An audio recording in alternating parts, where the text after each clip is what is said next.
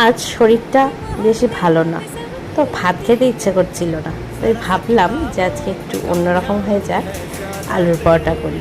তো আমি আলু সিদ্ধ করে একটু গ্রেট করে নিচ্ছি, তারপরে আটা মেখে রেখেছি, সঙ্গে কারি পাতা কুচিয়ে নিয়ে একটু কালো জিরে ফোড়ন দিয়ে আলুটাকে প্রথমে ভেজে নিয়েছি।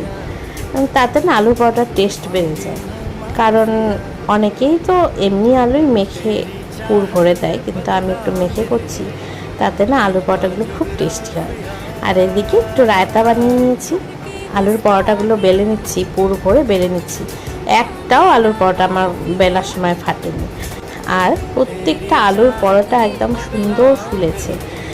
তোমরা দেখো ভিডিওতে। নেক্সট ভিডিওতে আমি তোমাদের সাথে শেয়ার করব আলুর পরোটার রেসিপি।